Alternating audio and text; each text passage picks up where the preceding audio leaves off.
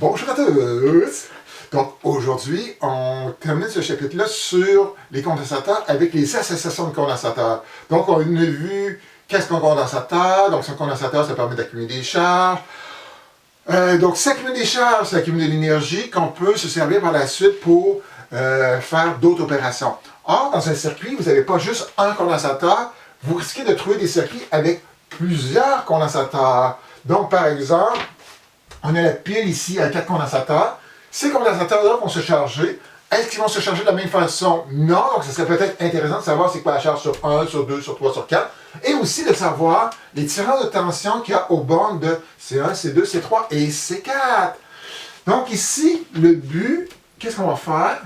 C'est de prendre un groupement et d'essayer de le réduire à ce qu'on appelle une capacité équivalente. Donc, les 4 condensateurs pourraient être remplacés par quel condensateur équivalent? Donc, pour faire la théorie sur les associations, donc on a besoin de connaître deux concepts ou deux concepts, qui est la manière de relier ou d'associer des éléments. Donc, il y aura deux types d'associations. Donc, le premier type, c'est série. Donc, qu'est-ce que série? Donc, souvent, on pourrait penser, ah, série, j'ai vu ça sur sondage, ah, c'est quand ils sont l'un à la suite de l'autre. Oui, on pourrait dire ça, mais ce n'est pas une bonne définition. Donc, qu'est-ce qu'une bonne définition? Donc, si j'ai deux éléments en série, donc supposons que ça c'est mon élément 1, ou A, bon, je vais appeler A ici, puis mon élément B ici. Deux éléments sont en série. Premièrement, il faut qu'il y ait un point commun. Donc, ici, un point commun ou un lien commun ici. Donc, j'ai mon lien ici. Donc, les deux partagent le même lien. Donc, A est relié à B. Mais il faut que ce lien-là ait une particularité spéciale. Il faut que ce lien-là soit partagé par aucun autre élément. Donc, ou encore, en tout cas, aucun autre élément. Donc, si je viens avec un fil ici, branché un autre élément C ici, puis ça continue comme ça, là, qu'est-ce que j'aurais? Ah, A et B ont un lien commun, mais ce lien-là est partagé par un autre élément par C. Donc, on pourrait dire que deux éléments sont en série, c'est une autre façon de le voir. Si je pars de A, si je veux savoir A et B sont en série, si je pars de A, je ne peux que aller à B. Donc, il n'y a pas d'autre chemin possible. Donc, ici, je pars de A, je pourrais aller à B. Mais si j'avais mon fil comme ceci, A, je pourrais aussi aller à C. Donc, je ne pourrais pas dire que A, B sont en série et A, C sont en série dans ce cas-là. Donc, si on regardait dans ce schéma-là, qu'est-ce qui sont en série? Ah, par exemple, C1, C2, il y a un lien, mais si je pars de C1, je peux aller à C2, mais aussi je peux aller à C3. Ou encore, je vois ce lien-là est partagé par un autre élément, donc je ne peux pas dire que C1 et C2 sont en série. C4 et C3, donc il y a un lien, mais à partir de C4, je peux aller à C3, mais aussi je peux aller à C2, donc je ne peux pas dire que C4 et C2 ou C3 sont en série. Ah, ici, même si ce n'est pas un condensateur, ah, C4 et la pile ont un lien commun, un point commun, et ce point-là n'est partagé par aucun autre élément. Oh, ça c'est parfait. Et la pile par rapport à C1, oh, il y a un lien commun, et ce lien-là n'est pas partagé par aucun lien. Donc si je parle de la pile, la seule possibilité pour les électrons, c'est d'aller à C1. Donc ici, C1, la pile et C4 seraient trois éléments qui sont en série dans ce cas-là. Pour le deuxième cas, des éléments qui seront en parallèle. Donc, en parallèle, souvent, souvent on les voit comme ceci. Donc, deux éléments sont en parallèle, sont l'un à côté de l'autre comme ceci. Donc supposons que j'avais A, j'avais B ici comme ceci. Que ce soit des résistances, des piles, ça n'a pas d'importance. Ah, quand ils sont un à côté de l'autre, reliés ensemble, c'est du parallèle. Faire attention. Des fois, on va essayer de mettre des schémas. Donc, là, mon schéma est relativement simple. Mais des fois, on va mettre des barres en diagonale. Puis là, c'est peut-être pas si évident que ça, voir qu'est-ce qui est en parallèle ou qu'est-ce qui est en série dans ce cas-là. Donc, on a deux éléments qui sont en parallèle si ces éléments-là partagent deux points communs. Donc, il faut qu'il y ait deux points communs pour que ce soit en parallèle ici dans ce cas-là. Donc, si je prends mon crayon rouge, je m'aperçois que si je pars de A, je m'en vais à B, j'ai un premier point commun. Donc, c'est parfait. Est-ce qu'il y aurait un deuxième point commun qui existe dans ce cas-là? Oui. Donc ici, si je pars de A, je m'en vais à B de l'autre côté, il y a un deuxième point commun différent. Donc, ça, c'est des points communs différents qui existent dans ce cas-là. Donc là, on pourrait dire que les deux sont en parallèle. Et ici, dans ce cas-là, je vais effacer mon parallèle. Si j'avais d'autres choses qui venaient se brancher ici, donc un B, puis là, un C, excusez, je vais mettre un C ici. Après ça, ça revenait, bon, un autre ici comme ça, D, oh, comme ceci par exemple. Donc, même si ces points communs-là sont branchés à autre chose, ce n'est pas grave. Donc, en parallèle, il faut avoir deux liens communs. Donc, des liens communs, c'est des liens directs. Donc, si je pars de A, je peux aller à B d'une certaine façon. Et de l'autre côté, je dois être capable de faire la même opération. Donc, si je pars de A, je suis capable d'aller à B ici. Donc, dans le petit schéma ici, là, c'est peut-être un peu trop évident. Est-ce qu'il y a des éléments qui sont en parallèle? Oui. C2 et C3 sont en parallèle. Donc, si je pars de C2 de ce côté-là, est-ce que je suis capable d'aller à C3 directement? Oui. J'ai un lien commun qui existe dans ce cas-là. Et de l'autre côté de C2, est-ce que je peux faire la même opération? Oui, il y a un lien commun que je peux partir de C2 pour aller à C3. Donc maintenant, on va passer à comment on analyse ou quelles sont les relations qu'on va retrouver dans un système en série et quelles sont les relations qu'on retrouve dans un système en parallèle. Donc ici, j'ai dessiné une pile, donc qu'est-ce qu'on appelle normalement une FEM. Donc une FEM, c'est une force électromotrice, donc c'est ça qui force les électrons à bouger ou les particules à bouger dans le circuit. Et j'ai trois condensateurs. Et je vois que ces trois condensateurs-là, ici, il y a un lien commun entre 1 et 2. Et ce lien-là n'est partagé par aucun autre élément, donc c'est deux éléments en série. Et 2 et 3, il y a aussi un lien commun entre les deux. Et ce lien-là n'est pas partagé par aucun autre élément. Donc, c'est 1, c'est 2 et c'est 3 seraient trois éléments en série. Donc, qu'est-ce qui arrive ici? Donc, on a vu dans la première capsule un peu comment fonctionnait, comment un condensateur se chargeait. Donc, ici, la pile va arracher des électrons sur la première plaque ici. Donc, ici, bon, parce que j'ai peur que mon crayon soit un petit peu trop gros ici. Donc, je vais prendre un crayon un petit peu plus fin. Donc, ici, non, regardez. C'est ici, donc, ça arrache des électrons. Donc, les électrons vont voyager, et vont venir se déposer, oui, parfait, mon crayon c'est un petit peu plus fin, sur l'autre plaque ici dans ce cas-là. Ah, il y a quelque chose de particulier. Donc ici, un condensateur, je l'appelle, c'est deux armatures métalliques. Ici, c'est un fil, donc c'est conducteur. Qu'est-ce qui arrive ici dans ce bout-là? Ici, vous avez un segment, je vais le mettre dans une autre couleur. Vous avez un segment ici qui n'a aucun contact, parce qu'entre les deux plaques, c'est un isolant. Entre ça et ça, il n'y a pas de contact. Entre ça et ça, il n'y a pas de contact. Mais qu'est-ce qui va arriver dans ce cas-là? Comme c'est un système conducteur, et j'ai une plaque de l'autre côté qui est chargée positivement, donc ces plus-là vont attirer des électrons du côté gauche. Donc, je vais avoir des électrons qui vont apparaître ici, comme ceci. Et comme ce segment-là est neutre, je vais avoir des plus qui vont apparaître de ce côté-là. Et normalement, un condensateur, c'est quoi? C'est deux plaques chargées de la même quantité de charge. Donc, si j'ai plus Q ici, j'ai moins Q là ici. Donc, j'ai plus Q, moins Q. Ah, ici, comme c'était neutre, donc ça veut dire que j'ai plus Q. Et par induction, il va arriver le même phénomène. Donc, dans l'autre segment, donc ça va dire moins, plus ici. Donc, on a encore moins Q, plus Q, moins Q ici. Donc, on voit une première caractéristique. Donc, le but dans ce schéma-là, là, je vais essayer de faire ici, le but, c'est de prendre ce système-là, ce montage-là, et de le réduire le plus possible. Donc, le réduire le plus possible, ça veut dire ceci. Donc, mes trois condensateurs, comment je pourrais remplacer mes trois condensateurs par un seul? Et là, on voit la première relation. La première relation, c'est quoi?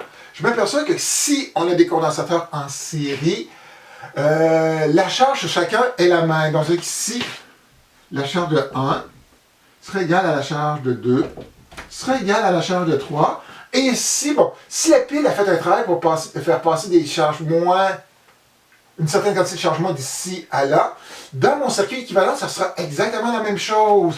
Donc ici, en tirant ici, donc je vais avoir un plus Q qui va apparaître, et le même moins Q. Donc la pile va faire exactement le même travail.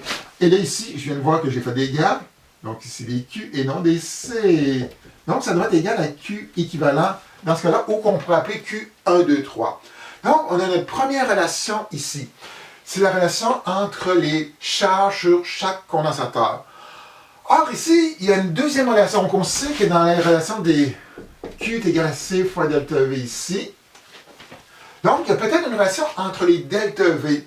Et là, c'est un petit peu plus compliqué parce qu'on va voir plus tard qu'est-ce qu'on appelle les lois de Kirchhoff. Donc, c'est les lois qui permettent d'analyser le circuit.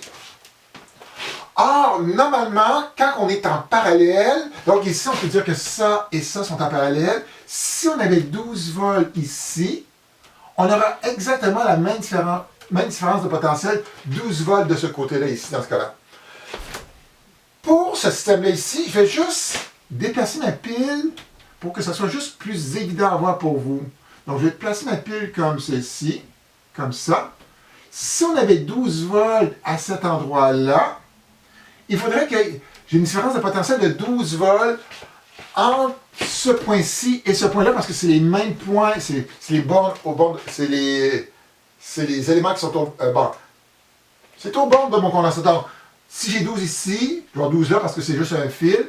Donc, qu'est-ce qu'on peut voir? Ah, ça veut dire que ce 12-là, cette différence de potentiel-là, va se distribuer entre les trois condensateurs. Donc, c'est comme une différence de potentiel, je l'appelle, bon, c'est comme une différence de hauteur. Ah, j'ai une hauteur de 12, disons 12 mètres ou 12 cm. Et là, ah, c'est comme si j'aurais peut-être ici un saut de 5. Ah, ici j'aurais un saut de 3, puis j'aurais un saut de 4. Ah, la somme des sauts me donnerait mon 12. Donc, qu'est-ce qu'on a ici comme deuxième relation? On a que la différence de potentiel aux bornes de 1, plus la différence de potentiel aux bornes de 2, plus la différence de potentiel aux bornes de 3. Ici, théoriquement, ça devrait donner la différence de potentiel au bord de la pile, mais nous, on ne va pas avoir ce qu'on a au bord de la pile, on va avoir par rapport au condensateur équivalent. Donc ici, mon condensateur équivalent, ça serait la tension de la pile, donc ça va être égal à la différence de potentiel au bord du condensateur équivalent. Donc, on a une relation pour les charges, donc les charges sont les mêmes en série. On a une relation pour les ΔV, et il nous reste la relation pour les C. Donc, pour trouver la relation avec les C, qu'est-ce qu'on va faire? On prend cette relation-là ici. On sait que ΔV est égal à Q sur C ici. Donc, on va remplacer chaque ΔV par Q sur C. Donc, si on part ici, ça va donner Q1 sur C1 ici, plus Q2 sur C2 ici, plus Q3 sur C3 ici, est égal à Q équivalent sur C équivalent ici. Mais d'après la relation numéro 1, comme Q1 est égal à Q2 est égal à Q3 est égal à Q équivalent, toutes ces charges-là, peuvent disparaître. Et qu'est-ce qu'on trouve ici? On trouve que 1 sur C1 plus 1 sur C2 plus 1 sur C3 est égal à 1 sur C équivalent. Donc, ça veut dire que si la somme des inverses va donner l'inverse de la capacité équivalente, ou encore, si on le marquait comme ceci, parce que on va marquer plus comme ça, donc ça serait 1 sur C1 plus 1 sur C2 plus, s'il y en a d'autres comme ceci, tout ça à la moins 1, qui va donner la capacité équivalente de notre système. Passons maintenant à l'autre possibilité, donc les condensateurs en parallèle. Donc ici, j'ai dessiné un système avec 3 condensateurs en parallèle, donc on peut valider. Donc, si je pars de C1, je peux aller C2 directement d'un côté, et si je pars de C1 ici, je peux aller C2 aussi de l'autre côté, donc je peux dire que C1 et C2 sont en parallèle. Même chose pour C2, C3. Donc si je pars de C2, je peux aller à C3. Je pars de C2, je peux aller à C3 de l'autre côté. Donc même s'il y a d'autres liens, ce n'est pas grave. Donc là, on va faire la même chose, on va essayer d'établir. Le but, c'est de trouver la relation qui donne Q équivalent, et donc C fois ΔV ici. Donc il faut essayer de trouver une relation pour les charges, une relation pour les condensateurs, et une relation pour les différences de potentiel. Donc, on va commencer par les différences de potentiel, c'est ça vraiment le plus simple. Et ce principe-là va toujours s'appliquer dans ce cas-là. Donc, supposons qu'on a 12 volts ici. Pour avoir une différence de potentiel différente, il faut avoir des interactions. Donc, si j'ai 12 volts ici, ça c'est un fil, c'est un fil, c'est un fil, c'est un fil, c'est un fil, c'est un fil, c'est un fil, c'est un fil, c'est un fil. Donc, comme c'est un fil de là jusqu'à là, il n'y aura pas de chute de potentiel, il n'y aura pas de perte. Oh! On pourrait dire qu'il n'y aura pas de perte d'énergie. Donc, ça veut dire qu'ici, si on a 12 volts à cet endroit-là, on va avoir 12 volts ici, on va avoir 12 volts là, et on va avoir 12 volts là. Donc, dès qu'on est en parallèle, la différence de potentiel va toujours rester la même. Donc, ça veut dire que la tension aux bornes de 1 sera égale à la tension aux bornes de 2, qui sera égale à la tension aux bornes de 3, qui sera égale à la tension aux bornes du condensateur équivalent, parce que c'est l'équivalent ici. Ah, si j'avais 12, 12, 12, 12, donc ça va rester 12 pour les ΔV. Donc ça, c'est la première relation. La deuxième relation, c'est les charges. Qu'est-ce qui arrive dans ce système-là? Donc, la pile est là. Donc, la pile, c'est comme une personne imaginaire qui fait un travail qui arrache les électrons d'une plaque, qui va les amener sur l'autre plaque ici. Donc, qu'est-ce que la pile va faire? Oh, elle va arracher des électrons ici. Donc, il va y avoir des moins qui vont être arrachés comme ceci, qui vont laisser des plus ici dans ce cas-là. Donc, les moins vont partir ici comme ceci. Oh, ici, il va arracher d'autres électrons, donc d'autres moins qui sortent ici, qui voyagent ici. Donc, on va des plus ici. Et ici encore des moins qui sont arrachés, comme ceci. Donc, des plus ici. Et là, donc, on sait que que c'est un condensateur, c'est deux plaques chargées. Donc, qu'est-ce qui va arriver dépendant du type de condensateur, dépendant si c'est un condensateur avec une grande capacité ou une petite capacité, la quantité d'électrons qui sera arrachée ne sera pas la même. Mais si on regarde qu'est-ce qu'a fait circuler la pile, donc, supposons qu'on avait arraché 10 ici, 5, puis 2 ici. Oh, elle a arraché 17 électrons au total. Donc, ça dit qu'ici, dans le système équivalent, il faudrait qu'elle ait aussi arraché 17 électrons dans ce cas-là. Donc, on voit que la charge totale qui a été arrachée ici correspond à la somme des trois charges, donc Q1 plus Q2 plus Q3, qui va donner notre Q équivalent. Donc, c'est-à-dire que si on a arraché 10, 5 et 2, donc 17, il faut, dans le système équivalent, que j'ai les mêmes qui intéressés, donc je vais en arracher en fin de compte 17 d'un coup. Donc, c'est-à-dire que c'est la somme des trois charges qui va donner la charge équivalente pour notre condensateur, pour le condensateur qui remplacerait théoriquement ces trois-là. Donc, on a une relation pour les delta V, donc les delta V sont semblables. Pour les Q s'additionnent. Et là, maintenant, il reste les C. Et là, on va faire la même chose. Donc, on va utiliser cette relation-là, c'est que Q est égal à C fois delta V. Donc, on va remplacer chaque Q par C fois delta V. Donc, ça va donner C1 delta V1 plus C2 delta V2 plus C3 delta V3 ici est égal à C équivalent delta V équivalent ici. On voit que à cause de la relation 1, comme les delta V sont tous semblables, donc ça s'annule, ça se simplifie plutôt, c'est le bon terme, et on arrive à ceci. Donc quand vous êtes en parallèle, les capacités vont s'additionner. Donc ça sera C1 plus C2 plus C3, donc ça revient C4 plus C4 et ainsi de suite. Donc qu'est-ce qu'il faut se rappeler? Il y a deux choses. Donc, il y a plus que deux choses, trois choses. Donc, être capable de reconnaître série parallèle, donc ça, c'est vraiment la clé. Donc ça, on n'est pas capable de faire ça. On est la merde, mais j'ai confiance en vous, vous allez réussir ça. En tout cas, ça va bien aller. Oh, non, il faut plus dire ça. Ça va être merveilleux. Donc, savoir qu'est-ce que série parallèle. Quand on sait série parallèle, comment les condensateurs s'additionnent, les capacités s'additionnent. Donc, ici, en parallèle, c'est les capacités qui s'additionnent. En série, c'est les inverses qui s'additionnent. Et après ça, je vais insister sur, normalement, le point commun, et non cette relation-là ici. Qu'est-ce qui est commun en parallèle? Donc, c'est les delta V qui sont semblables. Donc, comme ils partagent les mêmes bords, s'ils partagent les mêmes bornes, il y aura les mêmes différences de potentiel. Et quand on va être en série, c'est les charges qui seront communes par la suite. Donc, vous allez voir que quand on fait des problèmes ensemble avec une méthode, donc la méthode, je vais la présenter en classe, ça va être un peu plus simple, on fait une capsule plus courte. Puis, je suis obligé de la présenter en classe. Donc, je ne peux pas faire problème sans présenter la méthode. Donc, on vient de terminer les assesseurs de condensateurs. Donc, je pense que c'est le tiers du chapitre, donc le tiers des problèmes qui se portent là-dessus. Avec ça, yo! Et à la prochaine!